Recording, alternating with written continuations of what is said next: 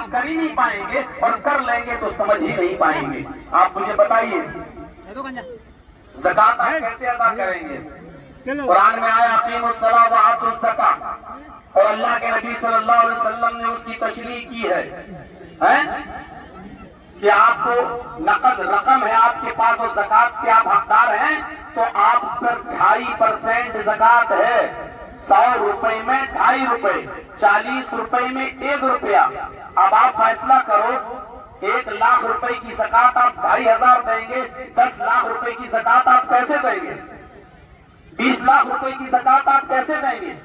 آپ کے پاس 5 تولے 5 بھری سونا ہے اور آپ کے پاس 5 بھری سونے کا پیسہ بھی موجود ہے، رقم ہے، اور اس کے آپ مالک ہیں اور اس کے اوپر 1 سال گزر چکی ہے، تو آپ دونوں کو کیلکولیٹ کیسے کریں گے جب تک آپ میتھ نہیں پڑھیں گے؟ جب تک آپ میتھ نہیں پڑھیں گے تب تک حساب کتاب آپ کیسے نکالیں گے؟ اس لیے جو علم دین حاصل کرے گا اس کے لیے ضروری ہے کہ وہ دنیاوی علم بھی حاصل کرے. علم دین کو بغیر دنیاوی علم کے حاصل کیے ہوئے نہیں سیکھا جا سکتا اور سمجھا جا سکتا ہے.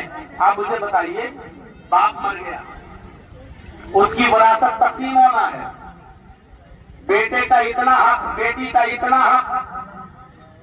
جو باپ مر گیا اس کی بہن زندہ ہے اس کا حق، باپ مر گیا اس کی بیوی یعنی ماں موجود ہے اس کا حق.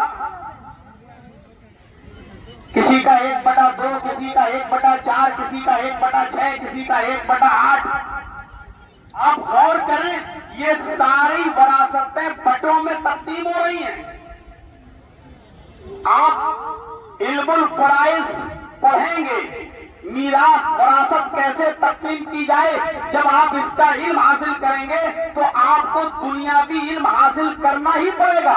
بغیر دنیاوی علم حاصل کیے ہوئے آپ وراثت کیسے تقسیم کر سکتے ہیں؟ باپ نے چھوڑا تو اس کی وراثت کیسے تقسیم ہوگی؟ 1/2 کتنا ہوا، 1/4 کتنا ہوا، اس کو اسکوائر فٹ میں تقسیم کیا جائے تو کتنا ہوا. تو جب تک آپ علم دنیا حاصل نہیں کریں گے تب تک آپ علم دین کو بھی آپ صحیح طریقے سے سمجھ نہیں پائیں گے. اور آج قرآن کا علم وہ لوگ زیادہ بہتر اچھی طریقے سے سمجھتے ہیں جو دنیاوی علم حاصل کیے ہوئے ہیں. بھوپال میں ایک ڈاکٹر ہے جس کا نام پرانا نام ڈاکٹر شیو شکتی سروپ تھا. اس نے قرآن پڑھا اور قرآن پڑھنے کے بعد وہ اسلام لے آیا اور آج اس کا نام اسلام الحق ہو گیا. اس کی بیوی کا نام خدیجہ ہے اور اس کی بیٹی کا نام عائشہ ہے. وہ ڈاکٹر MBBS MS ہے، سرجن ہے. اس کی بیوی بھی پڑھی لکھی ہے، اس کی بیٹی بھی عائشہ نام کی، اس نے بھی MBBS کر رکھا ہے، سرجری MS کر رہی ہے، وہ بھی سرجن بن رہی ہے.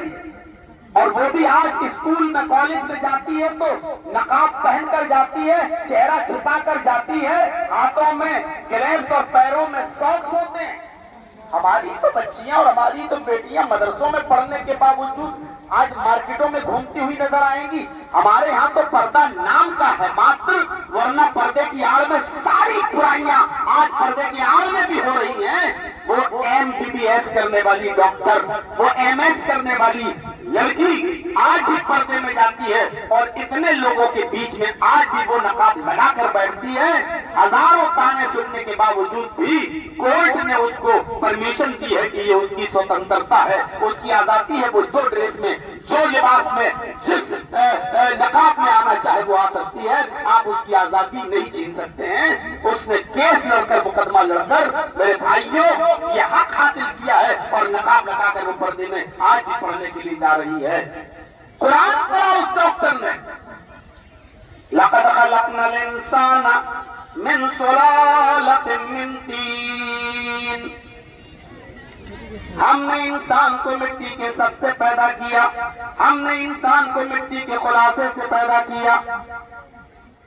ثم جعلناه نطفة في قرار مكين. پھر ہم نے اس نطفے کو ایک مضبوط ٹھکانے میں پہنچا دیا.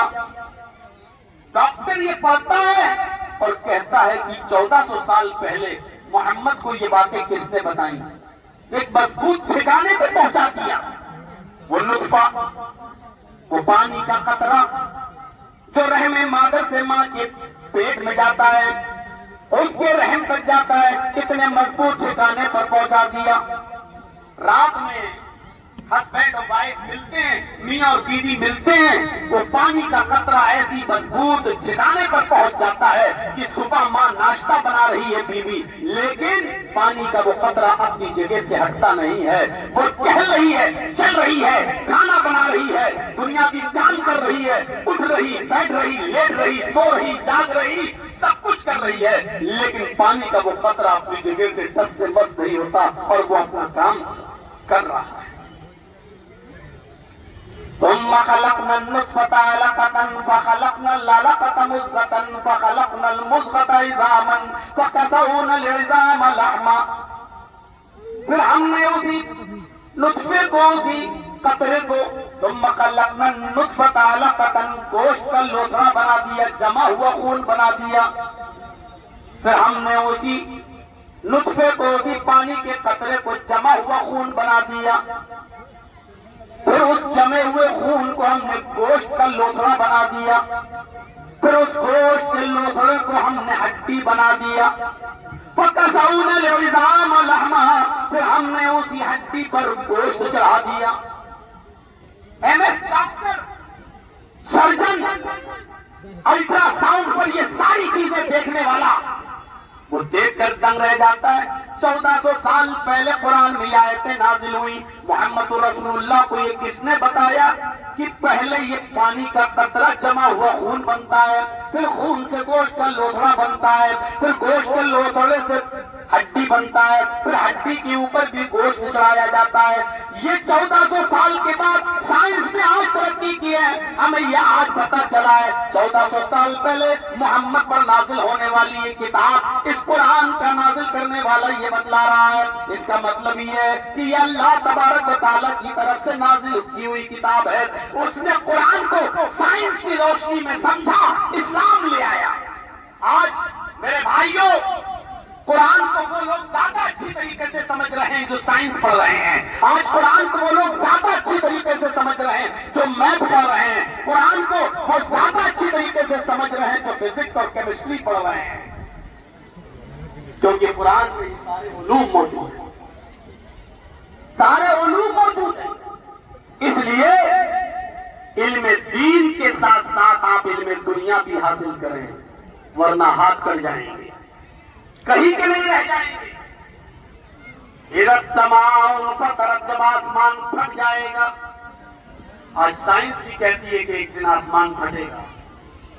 اذا الشمس کورت، جب سورج کی گرمی لپیٹ دی جائے گی.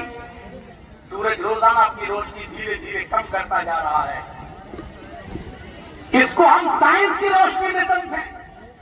اذا زلزلت الارض زلزالها، جب زمین اپنی پوری شدت کے ساتھ ہلا ڈالی جائے گی. آج سائنس بھی مانتی ہے کہ ایک دن وہ لاوا جو زمین کے اندر پھیل رہا ہے جب پوری دنیا میں پھیل جائے گا، اور جب بالٹی میں پانی بھر جائے اور نل بند نہ کیا جائے تو پانی باہر آنے لگتا ہے. ایسے ہی جب یہ لاوا پوری دنیا میں زمین کے اندر پھیل جائے گا اور لاوا بڑھتا رہے گا تو ایک دن یہ لاوا زمین کو پھاڑ کر باہر نکلے گا. اور جب یہ لاوا زمین کو پھاڑ کے باہر نکلے گا تو زمین میں زلزلہ ہوگا، بھوکمپ آئے گا، اور وہ بھوکمپ بہت شدید ہوگا. پوری دنیا میں اس کے جھٹکے محسوس کیے جائیں گے. اسی کو قرآن نے کہا اذا زلزلت الارض زلزالها، جب زمین اپنی پوری شدت کے ساتھ ہلا ڈالی جائے گی، جب زمین اپنی پوری شدت کے ساتھ اس زمین کے اندر بھوکمپ آ جائے گا. وَأَخْرَجَتِ الْأَرْضُ أَثْقَالَهَا، اور یہ زمین اپنے اندر کے سارے خزانوں کو نکال کر باہر پھینک دے گی. وَقَالَ الْإِنسَانُ مَا لَهَا، زمین کی حالت دیکھ کر انسان کہے گا کہ زمین کو کیا ہو گیا. بِأَنَّ رَبَّكَ أَوْحَىٰ لَهَا، اور یہ سب تیرے رب کے حکم سے ہو رہا ہوگا. میرے بھائیوں، تصور کرو، قرآن کی آیات کو سائنس کی روشنی میں سمجھنے کی ضرورت ہے. جیسے وہ ڈاکٹر سمجھا نہیں سمجھا جا سکتا ہے قرآن کو بغیر دنیاوی علم کے. اس لیے قرآن کو بھی ہاتھ پڑھیے اور دنیاوی علم بھی حاصل کیجیے. دنیاوی علم بھی اور دنیاوی علم کو جب آپ پڑھیں گے. دیکھیے آج سے 1400 سال پہلے کہا گیا تھا نا, اللہ کے نبی نے کہا مردے انسان مرنے کے بعد دوبارہ زندہ ہوگا. تو لوگ مذاق اڑاتے تھے, واہ ہڈیاں سڑ جائیں گی, گل جائیں گی, انسان دوبارہ زندہ ہوگا.